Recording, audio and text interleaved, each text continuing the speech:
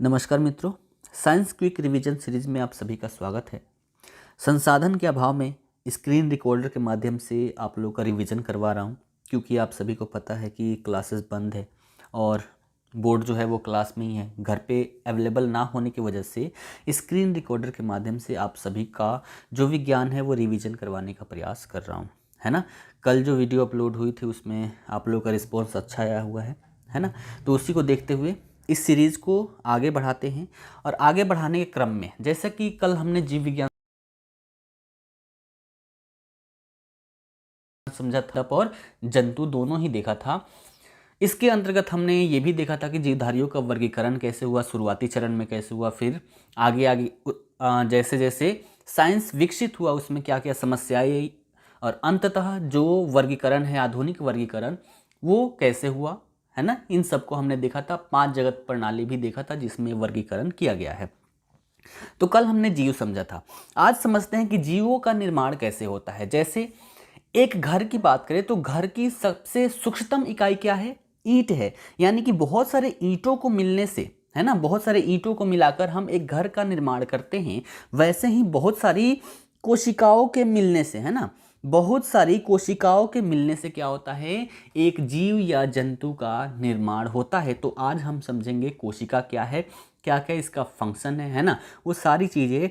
और इस दृष्टिकोण से देखेंगे कि विज्ञान से ये जो टॉपिक है, इस टॉपिक से कैसे कैसे प्रश्न पूछे गए हैं, वो सभी प्रश्न हमारे कवर हो जाए, इस दृष्टिकोण से हम यहाँ पर देखने का प्रयास करेंगे, है ना। चलिए, तो सबसे पहले कोशिका की बात करें तो कोशिका क्या है? जीवों की संरचनात्मक व क्रियात्मक इकाई, है ना। कोशिका क्या है? जीवों की संरचनात्मक व क्रियात्मक इकाई। यानी कि एक जंतु की बात करें तो एक जंतु में बहुत सारी कोशिकाएं होती है, यानी कि बहुत सारी कोशिकाएं मिलकर एक जंतु का निर्माण करता है ना। कोशिका के अध्ययन की बात करें तो कभी कभी प्रश्न ये पूछ लेता है कि कोशिका के अध्ययन को क्या कहा जाता है। तो कोशिका के अध्ययन को क्या कहते हैं? साइटोलॉजी कहते हैं, है ना। ये जो हमारा कोशिका है, ये एक शब्द है सेलुला, सेलुला से मिला है, मतलब सेलुला से बना हुआ है। और सेलुला का मतलब क्या होता है? कोष्ठ, है ना। सेलुला का मतलब होता है कोष्ठ। तो कोशिका के अध्ययन को हम साइटोलॉजी कहते हैं, और वर्तमान में इसी को कोशिका विज्ञान या फिर सेल बायोलॉजी भी कहा जाता है। सभी जीव जंतुओं की बात करें, चाहे वो वनस्पति हो या कुछ भी हो, सभी क्या है? कोशिकाओं से ही निर्मित है। एक कोशिका की बात करें तो एक कोशिका स्वयं में ही एक संपूर्ण जीव हो सकता है। जैसे यहाँ पर देखें तो अमीबा है, पैरामीशियम है, बैक्टीरिया है, ये सभी क्या है? एक कोशिकीय जीव है। यानी कि एक ही कोशिका स्वयं में क्या है? एक जीव है ना। तो हम ऐसे भी कह सकते हैं कि एक कोशिका स्वयं में एक संपूर्ण जीव भी हो सकता है, ठीक है। तो कोशिकाओं, हम आगे देख सकते हैं कि कोशिकाओं का समूह मिलकर ऊतकों का निर्माण करता है, और विभिन्न ऊतकों के मिलने से क्या होता है? अंगों का निर्माण होता है। यानी कि हम यहाँ पर देख सकते हैं कि शरीर की सबसे सूक्ष्मतम इकाई क्या है? कोशिका, है ना। बहुत सारी कोशिकाओं के मिलने से ऊतक का निर्माण होता है। बहुत सारे ऊतक मिलकर अंग का निर्माण करते हैं। बहुत सारे अंग मिलकर अंग तंत्र बनाते हैं, जिसे शरीर कहा जाता है, ठीक है। फिर से बोलता हूं, सबसे छोटी इकाई क्या है? कोशिका। और बहुत सारी कोशिकाओं के मिलने से ऊतक का निर्माण होता है। बहुत सारे ऊतक मिलकर अंगों का निर्माण करते हैं, और बहुत सारे अंग मिलकर अंगतंत्र बनाते हैं, जिसे शरीर कहा जाता है। कोशिका की खोज की बात करें तो 1665 ईस्वी में रॉबर्ट हुक 1665 ईस्वी में रॉबर्ट हुक ने कोशिका की खोज की थी। तो ये सारे फैक्ट भी आप साथ में लिखते हुए चलिएगा, क्योंकि यहाँ से प्रश्न बार बार पूछे गए हैं, ठीक है। चलिए, इससे संबंधित बहुत सारे और भी साइंटिस्ट हैं, उन सभी का नाम भी एक बार देख लेते हैं, फिर आते हैं। तो सबसे पहला नाम हमारा क्या हो गया? Robert Hooke. 1665 ईस्वी में इन्होंने क्या किया? कोशिका की खोज की। अगला नाम देखें तो यहाँ पर एंटोनी वॉन ल्यूनहॉक, एंटोनी वॉन ल्यूनहॉक हैं। इन्होंने क्या किया? सर्वप्रथम जीवित कोशिका का अध्ययन किया, ठीक है। तो सर्वप्रथम जीवित कोशिका के अध्ययन से संबंधित प्रश्न आता है, तो हमारा उत्तर क्या होगा? Antonie van Leeuwenhoek. लेकिन प्रश्न के रूप में पूछा जाएगा कोशिका की खोज किसने किया? तो रॉबर्ट हुक। उसके बाद अगला नाम आता है रॉबर्ट ब्राउन। इन्होंने क्या किया? 1831 ईस्वी में केंद्रक की इनके द्वारा खोज की गई। अगला नाम देखें तो थियोडोर स्वान का आता है। इनके द्वारा कोशिका सिद्धांत दिया गया। कोशिका सिद्धांत भी देख लेंगे कि कोशिका सिद्धांत क्या है। उसके बाद अगला नाम यहाँ पर आता है स्लाइडेन। अगला नाम है स्लाइडेन। स्लाइडेन की बात करें तो इन्होंने क्या किया, पादपों का शरीर सूक्ष्म कोशिकाओं से मिलकर बना हुआ है। सर्वप्रथम ऐसी बातें स्लाइडेन के द्वारा कहा गया। कब? 1838 ईस्वी में। ठीक है। उसके बाद अगला नाम देखें तो फ्लेमिंग है। फ्लेमिंग की बात करें तो इन्होंने 1880 ईस्वी में कोशिका विभाजन की खोज की। यानी कोशिका विभाजन जो होता है, कोशिका विभाजन 3 प्रकार से होते हैं, वो सारी चीज़ें हम देखेंगे। तो कोशिका विभाजन की खोज फ्लेमिंग महोदय के द्वारा कब किया गया? 1880 ईस्वी में। अगला नाम देखिए यहाँ पर तो स्टार्स बर्जर है। इनकी बात करें तो इन्होंने क्या बोला, पैतृक लक्षणों को एक पीढ़ी से दूसरे पीढ़ी तक ले जाने में केंद्रक की भूमिका होती है। ये जो लाइन है वो 1884 ईस्वी में ट्रांस बर्जर के द्वारा कहा गया। अगला नाम देखें तो यहाँ पर वाल्डेयर है, इसी से संबंधित। इन्होंने क्या किया, गुणसूत्र का नामकरण इनके द्वारा किया गया। कब? 1888 ईस्वी में। अगला नाम देखें तो बेंडा है। बेंडा इन्होंने क्या किया, माइट्रोकॉन्ड्रिया का नामकरण किया 1898 ईस्वी में। तो ऐसे देखें तो बहुत सारे। उसके बाद कैमिलो गोल्जी भी है, इन्होंने गोल्जी काय का खोज करता है। तो ये सारी चीज़ें, ये सारे फैक्ट हैं, यहाँ से प्रश्न पूछे जाते हैं। इन सभी को आप ध्यान में रखेंगे। ठीक है, चलिए आगे देखिए। कोशिका की अगर हम बात करें, कोशिका, तो कोशिका 2 प्रकार की होती है ना। कोशिका 2 प्रकार की होती है, प्रोकैरियोटिक और यूकैरियोटिक। जीवों की बात करें तो जीव भी यहाँ पर 2 प्रकार के हो सकते हैं। ठीक है, होते हैं। एक तो एक कोशिकीय और दूसरे बहुकोशिकीय। यानी कि वैसे जीव जो केवल एक ही कोशिका से निर्मित है उसे एक कोशिकीय जीव कहते हैं। जैसे अमीबा हमने अभी देखा, पैरामीशियम देखा, युग्लिना देखा। तो ये सारे क्या है, एक कोशिकीय जीव है। जबकि बहुकोशिकीय की बात करें तो ऐसे जीव जिनका शरीर बहुत सारी कोशिकाओं के मिलने से बनता है उसे बहुकोशिकीय या फिर मल्टी सेलुलर कहते हैं। ठीक है, तो 2 चीज़ें समझ में आ गई, एक कोशिकीय और बहुकोशिकीय। अगर कोशिका की बात करें तो कोशिका यहाँ पर 2 प्रकार की होती है, प्रोकैरियोटिक और यूकैरियोटिक, है ना। तो प्रोकैरियोटिक की बात करें तो प्रोकैरियोटिक समझिएगा। प्रोकैरियोटिक सेल की बात करें तो ये क्या है, इसमें केंद्रक नहीं होता। यानी कि केंद्रक मतलब इसका जो केंद्रक है वो केंद्रक झिल्ली, इसका जो केंद्रक बिना केंद्रक झिल्ली का होता है। यानी कि इसमें केंद्रक झिल्ली नहीं पाया जाता। और यूकैरियोटिक की बात करें तो यूकैरियोटिक विकसित रूप है। मतलब साधारण भाषा में हम ऐसे समझ सकते हैं कि प्रोकैरियोटिक जो है वो यूकैरियोटिक का पहला चरण है। यानी कि पूर्ण रूप से ये कोशिका है वो विकसित नहीं है। बहुत सारी संरचनाएं इसमें नहीं पाई जाती जो यूकैरियोटिक में पाई जाती है। जैसे हमने अभी देखा केंद्रक झिल्ली, है ना, केंद्रक झिल्ली इसमें नहीं पाया जाता केंद्रक में। जबकि प्रोकैरियोटिक की बात करें तो प्रोकैरियोटिक में केंद्रक झिल्ली नहीं पाया जाता और यूकैरियोटिक में केंद्रक झिल्ली पाया जाता है। ठीक है, तो दोनों की संरचना को भी हम यहाँ पर देखने का प्रयास करेंगे। उसके बाद एक चीज याद रखिएगा, कोशिका को मापने की जो सबसे छोटी इकाई है वो क्या है, माइक्रोन।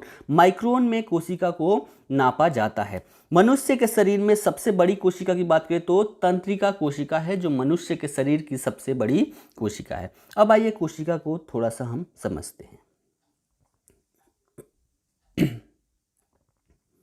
चलिए देखिएगा, एक कोशिका की बात करें तो एक कोशिका में क्या क्या होता है। सबसे पहले तो कोशिका भित्ति होती है ना, कोशिका भित्ति। फिर जीव द्रव्य, और जीव द्रव्य की बात करें तो जीव द्रव्य में एक होता है कोशिका द्रव्य और दूसरा होता है केंद्रक। अब कोशिका द्रव्य की बात करें तो कोशिका द्रव्य में 2 प्रकार के पदार्थ होते हैं। पहला उपापचय हेतु सक्रिय पदार्थ और दूसरा उपापचय हेतु निष्क्रिय पदार्थ। सक्रिय पदार्थों की बात करें तो इसमें तारककाय, अंतःद्रव्य जालिका, गोल्जी काय, लाइसोसोम, माइटोकॉन्ड्रिया, लवक, राइबोसोम्स होते हैं। जबकि निष्क्रिय पदार्थों में बात करें तो निष्क्रिय पदार्थों में एक तो संचित पदार्थ होता है, दूसरा स्रावी पदार्थ और तीसरा उत्सर्जी पदार्थ। संचित पदार्थ में भी देखें तो यहाँ पर नाइट्रोजनी पदार्थ होते हैं, कार्बोहाइड्रेट होता है और वसा होता है। सबको हम बारी बारी से समझेंगे।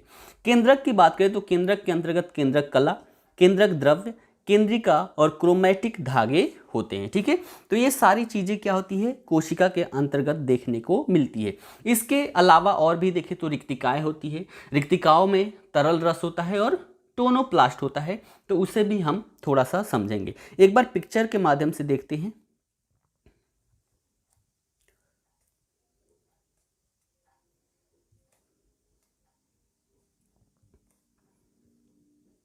चलिए देखिएगा, ये है हमारा पादप कोशिका और जंतु कोशिका। दोनों को देखते हैं, समझते हैं कि क्या है। यहां पर देखिएगा, ये दिख रहा है कोशिका है। ये पहला वाला हमारा क्या है, ये है पादप कोशिका, जबकि ये है जंतु कोशिका। तो कभी कभी इसमें अंतर पूछ लेता है कि निम्न में से क्या है जो पादप कोशिका में नहीं पाया जाता या फिर जंतु कोशिका में नहीं पाया जाता। तो सबसे पहले ये जो संरचना दिख रही है, ये संरचना क्या है, एक कोशिका है, किसकी, पादप की, और ये एक कोशिका है जंतुओं की। संपूर्ण जंतुओं की कोशिका इस प्रकार से होती है अगर सूक्ष्मदर्शी से देखें तो, और पादपों की जो कोशिका होती है वो इस प्रकार की होती है। सबसे पहले समझते हैं इसमें क्या क्या होता है। सबसे पहले पादप कोशिका की बात करें तो सबसे पहले यहाँ पर आपको दिख रहा होगा, ये संरचना जो है वो क्या है, केंद्रक है। ठीक है, केंद्रक है। उसके बाद ये टेढ़े टेढ़े रॉडनुमा संरचना जो आपको दिख रहा होगा, ये है गोल्जी उपकरण। सबके काम क्या क्या होते हैं वो सारी चीज़ें भी हम यहाँ पर देखेंगे। ठीक है, जो केंद्रक है वो केंद्रीय झिल्ली से क्या होता है, घिरा हुआ होता है। उसके बाद यहाँ पर देखें तो ये बीच में ये जो संरचना, ये सारी संरचना दिखाई दे रही है, ये क्या है, कोशिका द्रव्य है ना, कोशिका द्रव्य है। जबकि ये जो संरचना दिखाई दे रही है, ये क्या है, हरित लवक, या फिर अंग्रेजी में इसे क्लोरोप्लास्ट कहते हैं। जबकि ये छोटी छोटी जो संरचनाएं दिखाई दे रही है, ये क्या है, राइबोसोम। उसके बाद ये जो संरचना दिखाई दे रही है, ये क्या है, माइटोकॉन्ड्रिया।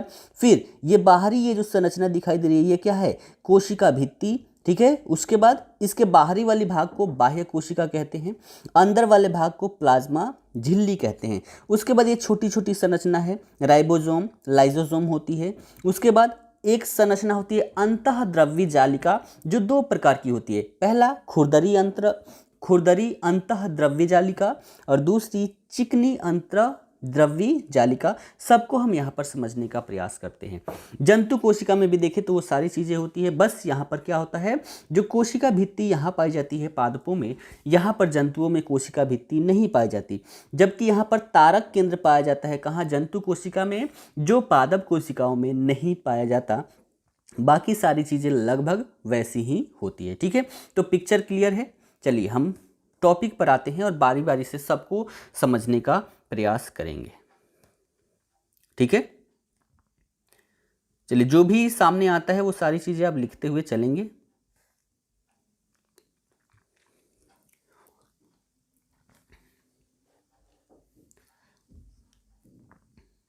चलिए सबसे पहले हम यहां पर बात करते हैं कोशिका भित्ति की, है ना, कोशिका भित्ति की।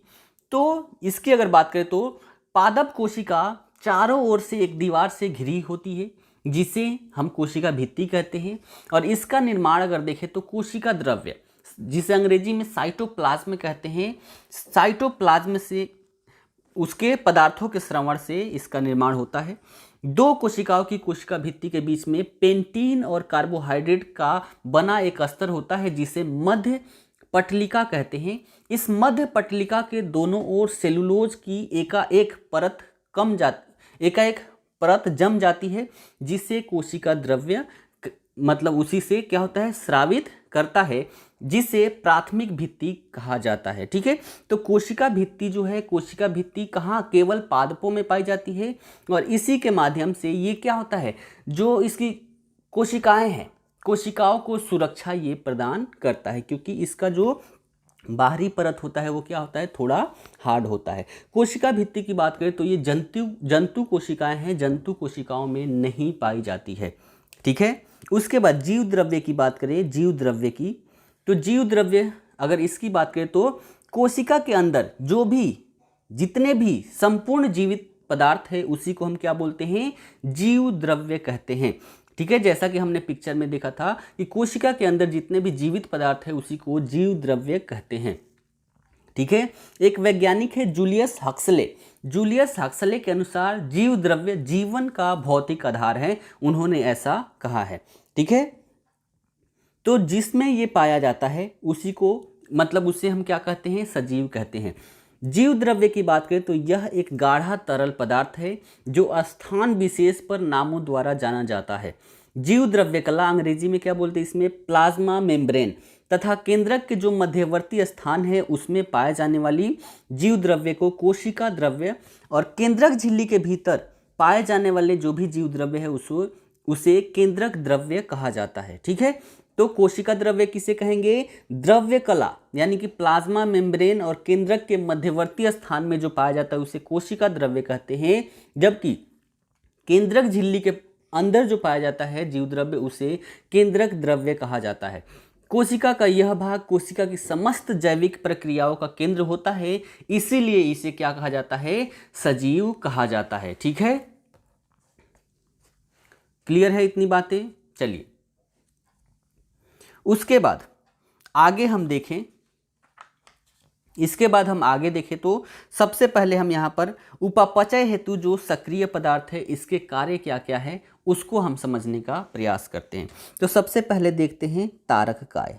ठीक है, तारक काय क्या है, तारक काय अगर इसकी बात करें तो केंद्रक के पास कोशिका द्रव्य में स्थित वह कोशिकांग जो दो भागों से मिलकर बना हुआ है। दो भाग कौन कौन से, एक तो है तारक परिकेंद्र और दूसरा है तारक केंद्र तारक काय। ठीक है, अंग्रेजी में इसे सेंट्रोसोम कहा जाता है। ठीक है, तो इसकी अगर खोज की बात करें, है ना, सर्वप्रथम सन 1888 ईस्वी में तारक काय की खोज की गई थी और किसके द्वारा, टी बावेरी, वैज्ञानिक का नाम है टी बावेरी टी बावेरी के द्वारा इसका खोज किया गया था।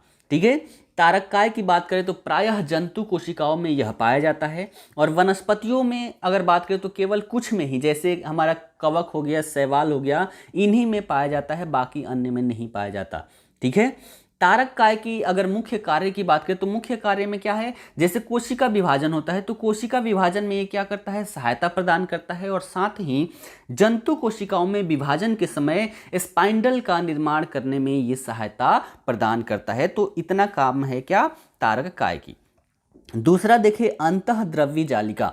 अंतःद्रव्यी जालिका अंग्रेजी में होता है इंडोप्लाज्मिक रेक्टिकुलम। ठीक है, इंडोप्लाज्मिक रेक्टिकुलम यानी कि अंतःद्रव्यी जालिका। इसकी अगर बात करें तो कोशिका द्रव्य में, ठीक है, यानी कि साइटोप्लाज्म में सूक्ष्म नलिकाओं का एक विस्तृत जाल सा होता है जिसे अंतःद्रव्यी जालिका कहते हैं। ये सूक्ष्म नलिकाएं दोहरी झिल्लियों से घिरी होती है। इनका विस्तार केंद्रक कला से प्लाज्मा झिल्ली तक होता है। अगर इसकी खोज की बात करें तो 1945 ईस्वी में वैज्ञानिक है एल्बर्ट क्लेउड और कीथ पार्टर, ठीक है, दो वैज्ञानिक है, दो वैज्ञानिकों ने 1945 ईस्वी में अंतःद्रव्यी जालिका की खोज की थी। इसकी अगर बात करें अंतःद्रव्यी जालिका की तो यह केवल यूकैरियोटिक जो कोशिकाएं होती है, प्रोकैरियोटिक में ये नहीं पाया जाता। यूकैरियोटिक जो कोशिकाएं हैं, यूकैरियोटिक कोशिकाओं में ही ये पाया जाता है।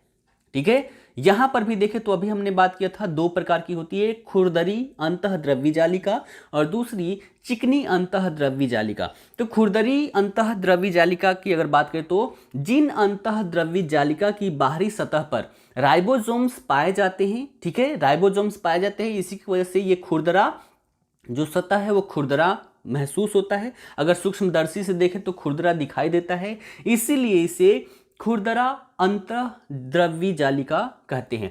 यह प्रोटीन संश्लेषण के साथ इंसुलिन आदि के जो स्रवण होता है उसमें सहायक होता है और यह कोशिका के अन्य भागों में प्रोटीन भेजने का भी कार्य करता है। तो इसका मुख्य रूप से दो काम, कौन सा, पहला प्रोटीन संश्लेषण और दूसरा, ठीक है, प्रोटीन और इंसुलिन के साथ इनका श्रवण तो करता है, साथ ही कोशिका के अन्य भागों में भी ये क्या करता है, प्रोटीन को भेजने का कार्य करता है। ठीक है, उसके बाद चिकनी अंतःद्रव्यी जालिका की बात करें तो ये क्या है, जिन अंतःद्रव्यी जालिकाओं की बाहरी सतह पर राइबोसोम्स का अभाव होता है उन्हीं को क्या बोला जाता है, चिकनी अंतःद्रव्यी जालिका। यहाँ पर देखें तो जीवाणुओं तथा नीले हरे शैवाल को छोड़कर सभी जो भी जीवित कोशिकाएं हैं उन सभी जीवित कोशिकाओं में अंतःद्रव्यी जालिका पाई जाती है। अगर इसकी कार्यों की बात करें कि अंतःद्रव्यी जालिका के कार्यों का मुख्य कार्य क्या है, तो इसमें देख सकते हैं जैसे पहला काम देख सकते हैं, कोशिका विभाजन के समय जो केंद्रक कला होता है और कोशिका प्लेट होता है, इसका निर्माण इसके द्वारा किया जाता है। ठीक है, उसके बाद दूसरा काम देख सकते हैं, वसा संश्लेषण की क्रिया में भी ये क्या करता है, सहयोग करता है। अगला काम भी देख सकते हैं, जैसे कोशिका के अंदर जो कोशिका द्रव्य होता है और केंद्रक द्रव्य होता है, उसके विभिन्न पदार्थों की जो अंतः कोशिकीय परिवहन है उसमें ये क्या करता है, भाग लेता है। तो मुख्य रूप से ये सारे काम इसके देखने को मिलते हैं। अगला देखिए, अगला है हमारा गोल्जी काय। और गोल्जी काय की बात करें तो गोल्जी काय या फिर लाइपोकॉन्ड्रिया, ठीक है, ये क्या है, जीवाणुओं, नीले हरे शैवाल एवं माइक्रोप्लाज्मा आदि में नहीं पाया जाता। ठीक है, इसके अगर कार्य की बात करें तो इसके अगर कार्यों की बात करें तो अभी तक इसका पूर्ण रूप से ऐसा मतलब इसका काम क्या है ऐसा ज्ञात नहीं है, लेकिन फिर भी ऐसा माना जाता है कि जो कोशिकीय पदार्थ है, कोशिकीय पदार्थों के श्रवण एवं संचयन में इसका मुख्य कार्य होता है, ऐसा माना जाता है। इसके अतिरिक्त देखें तो गोल्जी काय पादप कोशिकाओं के विभाजन में जो कोशिका प्लेट बनाने की प्रक्रिया होती है उसमें क्या होता है, ये सहायता करता है। ठीक है, उसके बाद अगला देखें लाइजोसोम। तो लाइजोसोम की बात करें, लाइजोसोम की बात करें तो ये क्या है, लाइजोसोम सभी यूकैरियोटिक कोशिकाओं में पाए जाते हैं, किंतु प्राणी कोशिकाओं की बात करें यानी कि जंतु कोशिकाओं की बात करें तो इनमें अधिक संख्या में ये पाए जाते हैं। ये मैक्रोफैग, पैक्रियाटिक व यकृतीय जो कोशिकाएं होती हैं और साथ ही जो पौधों की मेरिस्टेमेटिक जो कोशिकाएं होती हैं वो भी ये होती है। ठीक है, इसकी अगर खोज की बात करें, ठीक है, लाइजोसोम की खोज की बात करें तो इसके खोज का श्रेय वैज्ञानिक है डी डवे। ठीक है, डी डवे को दिया जाता है और इसकी खोज के लिए ही इन्हें 1974 ईस्वी में नोबेल पुरस्कार प्रदान किया गया था। ठीक है, लाइजोसोम की बात करें तो लाइजोसोम के चारों ओर लाइपोप्रोटीन का एक स्तरीय आवरण होता है।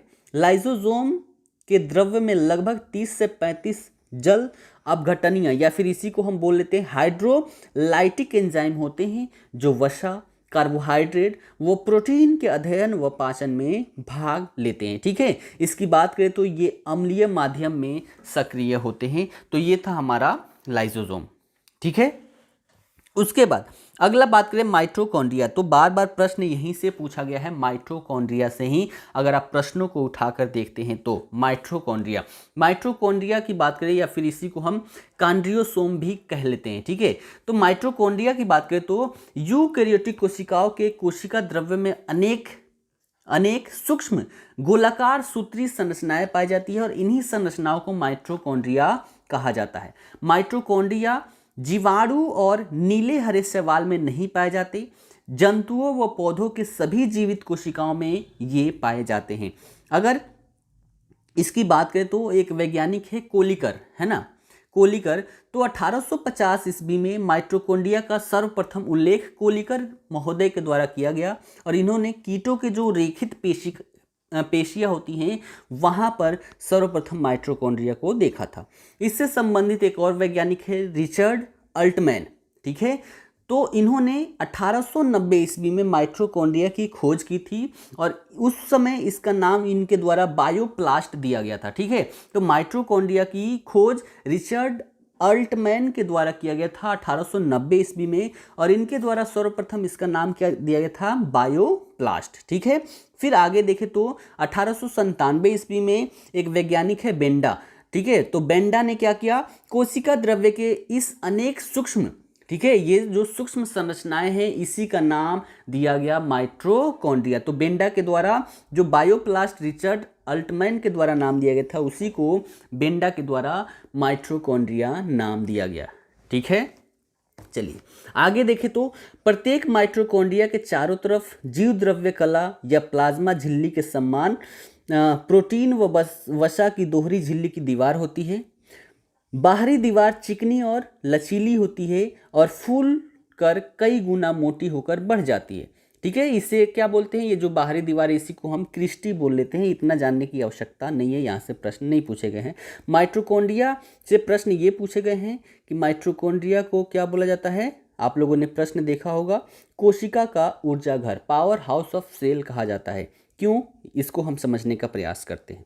तो माइटोकॉन्ड्रिया की बात करें तो माइटोकॉन्ड्रिया में सभी प्रकार के जो भी खाद्य पदार्थ होते हैं, जैसे हम भोजन करते हैं तो उसमें क्या होता है, हमारा कार्बोहाइड्रेट होता है, प्रोटीन होता है, वसा होता है ना, मुख्य रूप से ये 3 चीज़। बाकी 3 चीज़ें जल, खनिज लवण, विटामिन ये भी होते हैं। तो जो 3 मुख्य पदार्थ है कार्बोहाइड्रेट, प्रोटीन और वसा, इसके ऑक्सीकरण से जो भी ऊर्जा, मतलब इसी के ऑक्सीकरण के द्वारा यहाँ पर ऊर्जा उत्पन्न की जाती है। और ये जो मुक्त ऊर्जा है वो एटीपी यानी कि एडिनोसिन ट्राइफॉस्फेट नामक रासायनिक यौगिक में संचित रहती है। इस ऊर्जा का उपयोग कोशिका विभिन्न क्रियाओं को संपन्न करने के लिए करती है।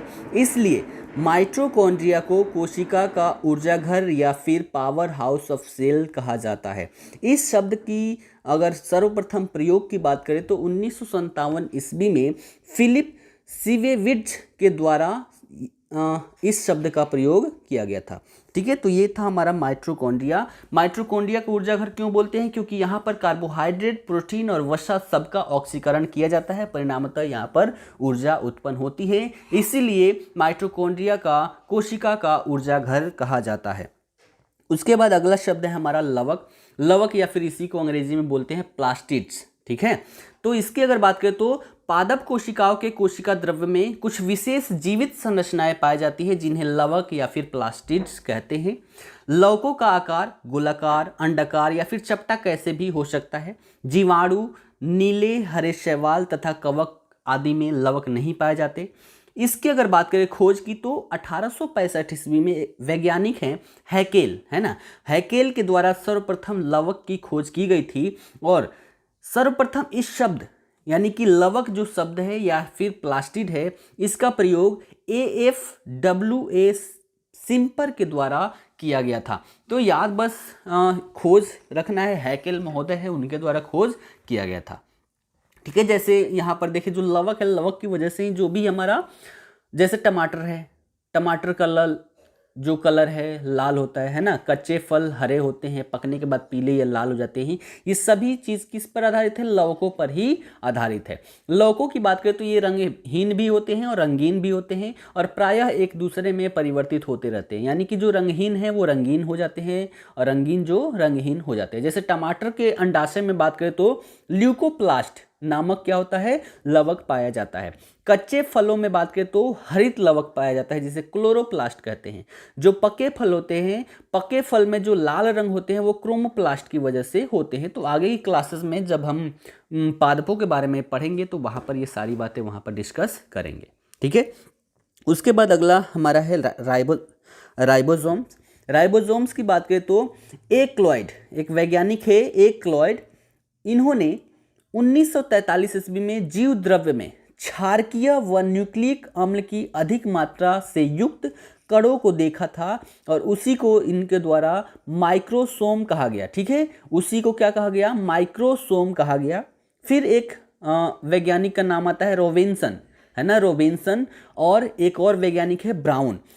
इन दोनों ने इन कणों को 1953 ईस्वी में सेम की जड़ों की कोशिकाओं में इलेक्ट्रॉन सूक्ष्मदर्शी द्वारा देखा। ठीक है, तो इसी को कहाँ देखा, सेम की जड़ों में।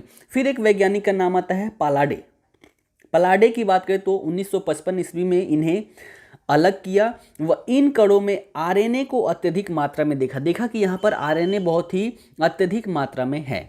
इस काम के लिए उन्हें 1974 ईस्वी में नोबेल पुरस्कार दिया गया। ठीक है, यहाँ पर थोड़ी सी और चर्चा कर लेते हैं। जैसे यूकैरियोटिक कोशिकाओं में कुछ राइबोसोम कोशिका द्रव्य में स्वतंत्र पड़े होते हैं व शेष राइबोसोम अंतः द्रव्य जालिका की मेम्ब्रेन पर लगे होते हैं। इसके अतिरिक्त ये न्यूक्लियोलस, माइटोकॉन्ड्रिया व हरित लवक में भी पाए जाते हैं। प्रोकैरियोटिक कोशिकाओं में पाए जाने वाले राइबोसोम्स कोशिका द्रव्य में स्वतंत्र रूप में होते हैं। ठीक है, तो उपापचय हेतु सक्रिय पदार्थ जो भी है, तारक काय, अंतः द्रव्य जालिका, है ना, उसके बाद गोल्जी काय, लाइसोसोम, माइटोकॉन्ड्रिया, लवक, राइबोसोम, इन सबको हमने समझ लिए। ठीक है, अब आते हैं उपापचय हेतु जो निष्क्रिय पदार्थ है। निष्क्रिय पदार्थों में देखते हैं क्या क्या है। सबसे पहले हम यहाँ पर संचित पदार्थों की बात करते हैं कि संचित पदार्थ कौन कौन से हैं, है ना। उपापचय हेतु जो निष्क्रिय पदार्थ है उसमें सबसे पहला है संचित पदार्थ।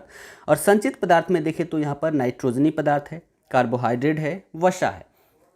ठीक है, तो संचित पदार्थों की बात करें तो ये क्या है, जो संचित पदार्थ है, संचित पदार्थों से पौधे अपनी वृद्धि के लिए पोषण प्राप्त करते हैं। और इन संचित पदार्थों की बात करें तो ये कहाँ कहाँ पाया जाता है, जो जड़ होता है, भूमिगत तना होता है, कली होता है, बीज होता है, इन सबों में मुख्य रूप से ये स्टोर होता है। यानी कि हम ऐसे कह सकते हैं कि जो भी भूमिगत तना है, जड़ है, कली है, बीज है, ये सभी क्या है, पौधों के संग्रह अंग हैं। संचित पदार्थों के अंतर्गत अगर देखें तो मुख्य रूप से कार्बोहाइड्रेट, नाइट्रोजनी पदार्थ और वसा, तेल इत्यादि आते हैं। तो सबसे पहले हम यहाँ पर बात करते हैं नाइट्रोजनी पदार्थ की। नाइट्रोजनी पदार्थ की बात करें तो यहाँ पर सबसे पहले हम हाइड्रोजन की बात कर लेते हैं। ठीक है, सॉरी, कार्बोहाइड्रेट। कार्बोहाइड्रेट की बात करें तो कार्बोहाइड्रेट दो प्रकार के होते हैं, सभी को पता होगा, एक तो घुलनशील होता है, दूसरा अघुलनशील होता है। जैसे शर्करा की बात करें तो शर्करा क्या है, घुलनशील है, जबकि मंड की बात करें तो मंड अघुलनशील पदार्थ है, जिसके कण कुछ शैवालों को छोड़कर प्रायः सभी हरे पौधों की कोशिकाओं में पाया जाता है। जैसे एग्जाम्पल देखें तो इंसुलिन की एग्जाम्पल ले तो इंसुलिन क्या है, एक घुलनशील कार्बोहाइड्रेट है, और जबकि यहाँ पर ग्लाइकोजन की बात करें तो ग्लाइकोजन क्या है, अघुलनशील कार्बोहाइड्रेट है। इसकी बात करें ग्लाइकोजन की तो ये नीले हरे शैवाल, जीवाणु तथा कवकों में संचित भोजन के रूप में पाया जाता है। जबकि इंसुलिन की बात करें तो बुहालिया है, ठीक है, बुहालिया या फिर इसी को डबलिया बोलते हैं, इनकी कोशिकाओं में पाया जाता है। ठीक है, तो ये है हमारा कार्बोहाइड्रेट। नाइट्रोजनी पदार्थ की बात करें तो नाइट्रोजनी पदार्थ अमीनो अम्ल, प्रोटीन आदि जो प्रमुख नाइट्रोजनी पदार्थ के अंतर्गत ये सारे आते हैं। प्रोटीन की बात करें तो प्रोटीन एक अत्यंत जटिल कार्बनिक पदार्थ है। ठीक है, सभी को पता है प्रोटीन का निर्माण कैसे होता है, कार्बन, हाइड्रोजन, ऑक्सीजन, नाइट्रोजन और इसके अतिरिक्त सल्फर और कभी कभी यहाँ पर देखें तो फास्फोरस भी मिलकर यहाँ पर क्या होता है, प्रोटीन का निर्माण करता है। यानी कि दो या दो से अधिक एमिनो अम्ल के संयोग से प्रोटीन के जटिल अणु जो है वो बनते हैं। ठीक है, तो यह है हमारा नाइट्रोजनी पदार्थ। उसके बाद वसा या तेल की बात करें या फिर इसी को अंग्रेजी में फैट्स बोल लेते हैं। तो पौधों की कोशिकाओं में वसा की बात करें तो वसा प्रायः तेल के रूप में मिलता है। भ्रूणपोषी जो बीज होते हैं और साथ ही जो सूखे फल हैं उनमें वसा संचित भोजन के रूप में पाया जाता है। वसा तथा तेल जल में अघुलनशील होते हैं। इनका पाचन की बात करें तो पौधों में एंजाइम के द्वारा किया जाता है और यह अघुलनशील वसीय अम्ल यानी कि फैटी एसिड तथा ग्लिसरीन में बदल जाते हैं। इनके ऑक्सीकरण द्वारा ही कार्बोहाइड्रेट से भी अधिक ऊर्जा उत्पन्न होती है। ठीक है, तो ये हो गया हमारा संचित पदार्थ। ठीक है, उसके बाद देखिए स्रावी पदार्थ की। तो स्रावी पदार्थ क्या है, पौधों में कुछ ग्रंथियां होती है और विशेष प्रकार की कोशिकाएं भी होती हैं और उनके द्वारा उपयोगी पदार्थों का श्रवण किया जाता है, उसी को स्रावित पदार्थ कहते हैं, जैसे एंजाइम से, हार्मोन से। इसकी अगर बात करें तो कोशिकाएं अनेक प्रकार के एंजाइम, हार्मोन या फिर ऑक्सीन जो होते हैं, ठीक है, और साथ ही विटामिन, इन सब का क्या करती है, श्रावण करती है, स्रावित करती है इसको। और इसके कारण जो पौधों की कोशिकाओं में होने वाली रासायनिक क्रियाएं हैं वो सामान्य तापक्रम पर भी क्या होती है, हो पाती है। ठीक है, साथ ही ये पौधों की वृद्धि में भी सहायक होते हैं। उसके बाद आपने एक और नाम सुना होगा, मकरंद, है ना, नेक्टर, अंग्रेजी में होता है नेक्टर, हिंदी में मकरंद। जैसे जो पुष्प के जो पुष्पासन है, पुष्पासन में जो ग्रंथियां होती है उनके द्वारा क्या किया जाता है, मीठा गाढ़ा मकरंद उनके द्वारा बनाया जाता है और यह जो होता है वो कीट पतंगों को पुष्प की ओर आकर्षित करता है। साथ ही जो वर्तिकाग्र भी होता है, वर्तिकाग्र भी शर्करा के जैसे ही मीठे पदार्थ स्रावित करते हैं और इन सब की वजह से जो कीट पतंग होते हैं वो पुष्प की ओर आकर्षित होते हैं। ठीक है, तो ये क्या हो गया हमारा उपापचय हेतु निष्क्रिय पदार्थ। इसके अंतर्गत अगला देखें तो अगला क्या है, उत्सर्जी पदार्थ। और उत्सर्जी पदार्थों की बात करें तो जैसे जंतुओं में उत्सर्जन तंत्र होता है, ठीक है, उत्सर्जी तंत्र होता है, यानी कि जो भी बेकार चीज़ें हैं, बेकार चीज़ों को हम बाहर निकाल देते, चाहे मल मूत्र के माध्यम से। परंतु पौधों में ऐसा नहीं होता। पौधों की कोशिकाओं में देखें तो पौधों की कोशिकाओं के अंदर उपापचय के फलस्वरूप विभिन्न प्रकार की क्या होती है, उत्सर्जी पदार्थ उत्पन्न होती है। और पौधों में बात करें तो उत्सर्जी पदार्थ नहीं होती है। इसके परिणाम स्वरूप उत्सर्जी पदार्थ जो है वो विभिन्न अंगों में, ठीक है, पौधों के विभिन्न अंगों में एकत्रित होते रहता है और यही पदार्थ है वो मनुष्य के लिए क्या होता है, लाभदायक होता है। जैसे यहाँ पर देखें तो एल्केलाइड हो गया, जो हमारा सुगंधित तेल हो गया, टैनिन, लैक्टेक्स, ठीक है, रेजिन, रोल, कार्बनिक अम्ल, खनिज लवण के जो क्रिस्टल होते हैं, ये सारे, रेपफाइड, ये सारे क्या हैं, पौधों के उत्सर्जी पदार्थ हैं। और ये देखें तो मनुष्य को, मतलब मनुष्य के लिए बहुत ही लाभदायक सिद्ध हुए हैं। चाहे भोजन के रूप में इसको प्रयोग करते हैं या फिर दवा आदि के रूप में भी इसका प्रयोग करते हैं, ठीक है। चलिए, उसके बाद अगला है हमारा क्या, केंद्रक, ठीक है। केंद्रक, और केंद्रक की बात करें तो केंद्रक के अंतर्गत भी केंद्रक कला, केंद्रक द्रव्य, केंद्रिका और क्रोमैटिक धागे पाए जाते हैं। क्रोमैटिक या फिर क्रोमैटिन धागे पाए जाते हैं। तो सबको यहाँ पर समझते हैं कि सबका यहाँ पर फंक्शन क्या क्या होता है। तो केंद्रक को देखें तो केंद्रक के 4 भाग होते हैं। सबसे पहले केंद्रक कला को हम समझते हैं। तो केंद्रक कला की बात करें तो केंद्रक एक दोहरी झिल्ली से घिरा रहता है जिसे केंद्रक कला कहते हैं। और इसकी संरचना इकाई, ठीक है, इसकी संरचनात्मक इकाई झिल्ली के समान होती है। इसमें कहीं कहीं पर सूक्ष्म छिद्र होते हैं जिसके द्वारा केंद्रक द्रव्य, ठीक है, केंद्रक द्रव्य और कोशिका द्रव्य में जो विभिन्न प्रकार के पदार्थ होते हैं उनका आदान प्रदान होता रहता है इन्हीं छिद्रों के माध्यम से। केंद्रक झिल्ली अंतःद्रव्य जालिका के साथ कई स्थानों पर जुड़ी रहती है, ठीक है। केंद्रक कला की बात करें तो यह लाइपोप्रोटीन से बना होता है। प्रश्न यहां से पूछे गए हैं, ठीक है। तो ये ध्यान में रखिएगा, किससे, लाइपोप्रोटीन, लाइपोप्रोटीन, ठीक है। ये क्या है, लाइपोप्रोटीन से बना हुआ है, ठीक है। तो यहां पर हम बात करें किसकी, केंद्रक कला की। और केंद्रक कला किससे बना है, लाइपोप्रोटीन से बना होता है। केंद्रक कला प्रोकैरियोटिक कोशिकाओं में या तो अनुपस्थित होता है या फिर अविकसित होता है, ठीक है। यानी कि प्रोकैरियोटिक जो कोशिका होता है उसमें जो केंद्रक कला होता है वो या तो नहीं होगा या फिर होगा तो पूर्ण रूप से विकसित नहीं होगा। उसके बाद अगला हम बात करते हैं यहाँ पर केंद्रक द्रव्य की। तो केंद्रक द्रव्य की बात करें, केंद्रक कला का अंग्रेजी होता है न्यूक्लियर मेम्ब्रेन। केंद्रक द्रव्य की बात करें तो इसको न्यूक्लियोप्लास्ट या फिर न्यूक्लियर भी कह लेते हैं।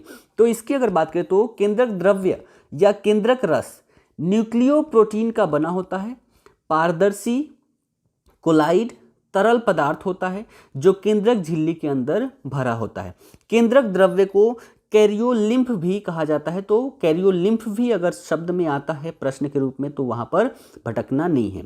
इसमें केंद्रिका तथा क्रोमैटिन धागे विद्यमान होते हैं। इसके अतिरिक्त इसके केंद्रक में जो एंजाइम होते हैं, राइबोन्यूक्लिक अम्ल यानी कि आरएनए, राइबोसोम्स आदि भी यहाँ पर पाए जाते हैं। उसके बाद अगला देखें तो अगला शब्द है हमारा केंद्रिका, अंग्रेजी में न्यूक्लियस कहा जाता है। और इसकी अगर बात करें तो केंद्रिका एक सघन गोलाकार रचना होती है जो केंद्रक के बीचों बीच या एक तरफ पाई जाती है। कुछ पादप कोशिकाओं में केंद्रिका की संख्या 1 से भी अधिक होती है। केंद्रिका किसी झिल्ली से घिरी नहीं होती है जिसके कारण यह सीधे केंद्रक द्रव्य के संपर्क में रहती है। केंद्रिका की बात करें तो केंद्रिका में 85% प्रोटीन, 10% आरएनए और 5% डीएनए पाए जाते हैं। इसकी खोज की अगर बात करें तो सन 1781 ईस्वी में एक वैज्ञानिक है फोंटाना। वैज्ञानिक का नाम क्या है, फोंटाना। फोंटाना ने इसकी खोज की। जबकि 1840 ईस्वी में एक वैज्ञानिक है बोमेन ने इसका नाम न्यूक्लियस रखा, ठीक है। तो खोज किसने किया, फोंटाना ने, जबकि इसका नाम न्यूक्लियस किसके द्वारा रखा गया, बोमेन के द्वारा रखा गया, ठीक है। प्रोकैरियोटिक कोशिकाओं में केंद्रिका का अभाव होता है। इसके अतिरिक्त कोशिका विभाजन के समय केंद्रिका जो होती है वो अदृश्य हो जाती है। उसके बाद यहाँ पर देखें तो क्रोमैटिन धागे हैं। क्रोमैटिन धागों की बात करें तो क्रोमोनेमा धागे की तरह केंद्रक द्रव्य में ये पाए जाते हैं जो एक जाल के समान रचना बनाते हैं जिसे क्रोमैटिन जालिका कहते हैं। जब ये धागे अलग अलग दिखाई देने लगते हैं तो इन सूत्रों को गुणसूत्र कहते हैं। ऐसा कोशिका विभाजन के समय होता है। प्रत्येक गुणसूत्र में जीन पाए जाते हैं जो आनुवांशिक गुणों को एक पीढ़ी से दूसरे पीढ़ी में ले जाने का कार्य करते हैं। तो जो क्रोमैटिन धागे हैं इसी पर पाया जाता है क्या, गुणसूत्र। और गुणसूत्र क्या है? गुणसूत्र में क्या पाए जाते हैं? जीन पाए जाते हैं, और इन्हीं जीनों के माध्यम से जो आनुवांशिक गुण होते हैं जीव जंतुओं के, वो एक पीढ़ी से दूसरी पीढ़ी में जाती है। ठीक है, तो ये हो गया हमारा क्या, इसकी अगर हम पूरी बात करें तो हमने देख लिया कोशिका के बारे में। क्लियर है? चलिए अब यहां पर देखते हैं इससे संबंधित कुछ और बातें।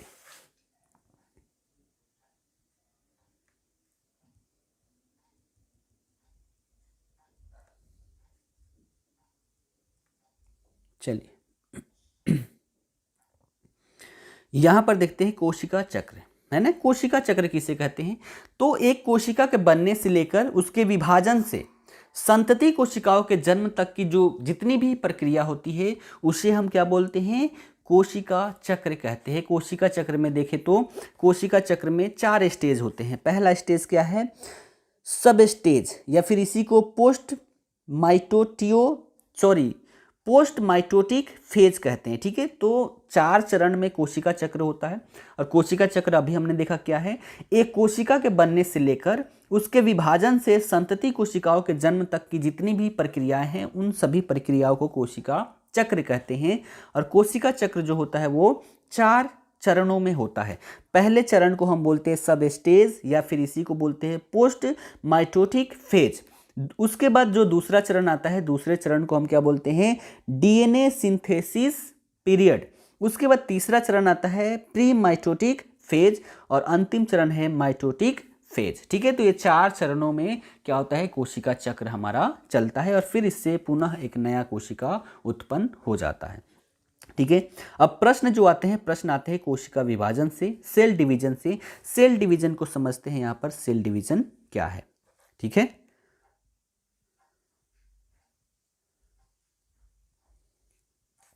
चलिए तो यहां पर कोशिका विभाजन की बात करें तो कोशिका क्या है? कोशिका की अभी हमने बात किया, ये क्या है? जीवन की सबसे सूक्ष्मतम इकाई है, यानी कि जो भी जीव बना है कोशिकाओं के मिलने से ही बना है। लेकिन ये कोशिका मतलब कोशिका जो होती है, एक कोशिका जो है वो एक कोशिका से ही दूसरी संतति कोशिकाओं का निर्माण होता है, और ये जो निर्माण है वो कोशिका विभाजन के माध्यम से ही होता है, सेल डिवीजन के माध्यम से। तो सेल डिवीजन की बात करें, कोशिका विभाजन की बात करें तो ये यहाँ पर 3 प्रकार के देखने को मिलता है। पहला है असूत्री विभाजन, या फिर इसी को अंग्रेजी में बोलते हैं माइटोसिस, है ना। दूसरा है अर्धसूत्री विभाजन, और इसे बोलते हैं अंग्रेजी में मायोसिस। और तीसरा है समसूत्री विभाजन, जिसे अंग्रेजी में माइटोसिस कहा जाता है। तो प्रश्न यहीं से पूछे जाते हैं, ध्यान से देखिएगा। ठीक है, यहाँ पर सबसे पहले हम बात करें असूत्री विभाजन की, है ना। असूत्री विभाजन की बात करें तो ये क्या होता है? प्रत्यक्ष केंद्रक विभाजन भी इसे कहा जाता है, यानी कि असूत्री विभाजन को या फिर अमाइटोसिस को ही प्रत्यक्ष केंद्रक विभाजन कहा जाता है। क्योंकि यहाँ पर देखें तो ये विभाजन कैसे होता है? इस विभाजन में पहले जो मातृ कोशिका होती है, मातृ कोशिका का जो केंद्रक होता है सबसे पहले वो लंबा होता है और धीरे धीरे 2 भागों में बंट जाता है। ठीक है, तो सबसे पहले जो मातृ कोशिका है उसका केंद्रक क्या होता है? लंबा होता है। लंबा होते होते धीरे धीरे क्या होता है? 2 भागों में टूट जाता है और टूटकर बंट जाता है। इसके बाद प्रत्येक भाग में एक संतति केंद्रक आ जाता है। ठीक है, जब ये टूटकर बट जाता है तो दोनों जो भाग होता है क्या होता है? सब दोनों में एक संतति केंद्रक आ जाता है, और कोशिका द्रव्य संकुचित होकर ये भी क्या होता है? 2 भागों में बट जाता है। इसी को क्या बोलते हैं? इसी को हम क्या बोलते हैं? असूत्री विभाजन। ठीक है, असूत्री विभाजन। ऐसे विभाजन की बात करें तो ऐसे विभाजन कहाँ होता है? ऐसे विभाजन की बात करें तो ऐसा विभाजन जीवाणु, कवक, ईस्ट, नील, हरित शैवाल आदि में ऐसा विभाजन देखने को मिलता है। कैसा? असूत्री विभाजन। ठीक है, तो असूत्री विभाजन क्लियर है। चलिए अब आते हैं दूसरा अर्धसूत्री विभाजन पर। ठीक है, अर्धसूत्री विभाजन की बात करें तो इसकी जो खोज है वो वाइसमैन के द्वारा की गई थी। ठीक है, वाइसमैन के द्वारा अर्धसूत्री विभाजन या फिर मायोसिस का खोज किया गया था, और 1905 ईस्वी में फार्मर व मूरे द्वारा इसका नामकरण किया गया था। यानी कि इसको मायोसिस किसके द्वारा कहा गया? फार्मर व मूरे के द्वारा। कब? 1905 ईस्वी में। ठीक है, यहां पर देखें तो ये क्या है, द्विगुणित जनन कोशिकाओं में ये विभाजन होता है, यानी कि अर्धसूत्री विभाजन जो होगा वो कहाँ होगा, द्विगुणित जनन कोशिकाओं में। और इसी विभाजन के फलस्वरूप युग्मक का निर्माण होता है, अर्थात जाइगोट का निर्माण होता है। यानी कि जितनी भी जनन कोशिकाएं हैं, जितने भी जीव हैं, जीवों के जनन कोशिकाओं में क्या होता है, अर्धसूत्री विभाजन होता है। ठीक है, अगर अर्धसूत्री विभाजन के परिणाम स्वरूप ही क्या होता है, जब ये विभाजन होता है तो विभाजन से क्या होता है, विभाजन से क्या होता है, यहां पर देखें तो गुणसूत्रों की संख्या क्या होती है, आधी रह जाती है। जैसे यहां पर देखें तो विभाजन में लिंग कोशिका का निर्माण होता है। जैसे नर में क्या होता है, शुक्राणु का निर्माण होता है, मादा में अंडाणु का निर्माण होता है। वैसे ही पौधों में बात करें तो स्त्री केसर और पुंकेसर होते हैं। तो ये सभी क्या है, अर्धसूत्री विभाजन के माध्यम से ही इनका निर्माण होता है। और ये जो विभाजन है ये क्या है, लैंगिक प्रजनन के लिए आवश्यक है। यानी कि जहां भी प्रजनन की विधि अगर लैंगिक होगी वहां पर अर्धसूत्री विभाजन देखने को मिलता है। और ये विभाजन मुख्य रूप से कहां होगा, जो भी लैंगिक जनन है। ठीक है, यानी कि जनन से संबंधित जो भी अंग होगा उसमें क्या होगा, अर्धसूत्री विभाजन होगा। ठीक है,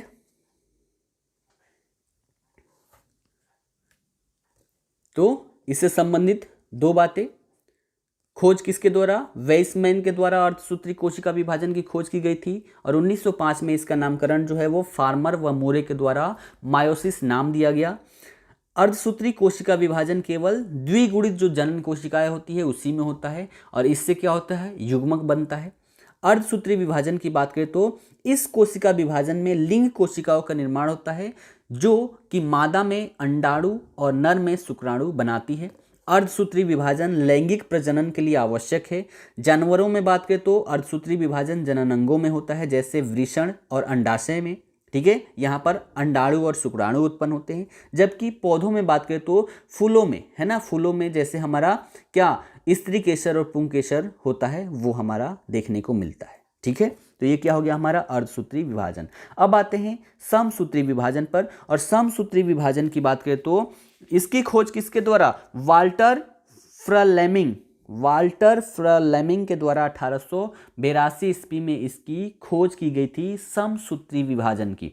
ठीक है, समसूत्री विभाजन की बात करें तो समसूत्री जो विभाजन है ये जो कोशिका विभाजन है ये सभी प्रकार की जो भी कायिक कोशिकाएं हैं, कायिक कोशिकाओं में ऐसा विभाजन देखने को मिलता है। और विभाजन के फलस्वरूप क्या होता है, विभाजन के फलस्वरूप दो समरूप कोशिकाएं उत्पन्न होती है। यानी कि जो अर्धसूत्री विभाजन था, अर्धसूत्री विभाजन में जो भी विभाजन होगा वहां से जो भी कोशिकाएं बनेंगी उसमें आधे आधे क्या होंगे, आधे आधे मतलब गुणसूत्र विभाजित हो जाएंगे। जबकि यहाँ पर देखें तो यहाँ पर क्या होगा, समरूप कोशिकाएं उत्पन्न होती है। यानी कि एक से जब भी विभाजन होगा तो वैसी ही समान दो कोशिकाएं यहाँ पर देखने को मिलेंगी, जिसमें गुणसूत्रों की संख्या समान होंगी। ठीक है, समस्त जीवों में देखें तो जो भी वृद्धि का आधार होता है ये समसूत्री विभाजन के माध्यम से ही होता है। यानी कि एक कोशिका टूटती है और फिर उसी के समान क्या होता है, दो नई कोशिकाएं बनती है, जिसमें दोनों में गुणसूत्रों की संख्या समान होती है। फिर वो दो आगे टूटेगी, फिर ऐसे ही टूटते टूटते क्या होगा, बहुत सारी कोशिकाएं निर्मित होगी और सभी कोशिकाओं में क्या होगा, समान यहाँ पर गुणसूत्र होंगे। और इसी के माध्यम से क्या होता है, समस्त जीवों में वृद्धि हो पाती है। उसके बाद इसमें देखें तो विभाजन में गुणसूत्रों की संख्या अपरिवर्तनशील होता है, यानी कि परिवर्तित नहीं होता, हमेशा ही समान होता है। तो ये तीन प्रकार के विभाजन होते हैं, तीन प्रकार के विभाजन। इसको मैं थोड़ा सा छोटा कर देता हूँ, आप चाहें तो स्क्रीनशॉट ले लीजिएगा। ठीक है, तो ये हमारा पूरा कंप्लीट एनालिसिस था, किससे संबंधित, हमारा कोशिका से संबंधित। यहाँ पर जो कोशिका विभाजन है, कोशिका विभाजन याद रखिएगा, असूत्री विभाजन, अर्धसूत्री विभाजन, समसूत्री विभाजन। प्रश्न जो है वो अर्धसूत्री और समसूत्री से ही पूछे जाते हैं। और अर्धसूत्री विभाजन हमेशा क्या होगा, यहाँ पर जो भी गुणसूत्र है, गुणसूत्रों की संख्या आधी रह जाती है। और ये कहाँ होगा, जनन कोशिकाओं में, यानी कि आधा मादा आधा नर से क्या होता है मिलकर फिर एक जीव यहाँ पर उत्पन्न होता है। जबकि समसूत्री विभाजन इसके माध्यम से क्या होगा, वृद्धि। वृद्धि के साथ साथ यहाँ पर देखें, जैसे हमें चोट लग जाती है, घाव लग जाता है, तो वहाँ पर भी जो घाव हमारा भर जाता है वो किसकी वजह से, समसूत्री विभाजन के परिणाम स्वरूप ही घाव हमारा भर पाता है। ठीक है, तो ये सारा पूरा एनालिसिस हो गया हमारा किससे संबंधित, हमारा कोशिका से संबंधित। आशा करता हूँ आपको ये लेक्चर पसंद आएगा। चलिए अगले भाग में हम फिर से मिलेंगे, तब तक के लिए धन्यवाद।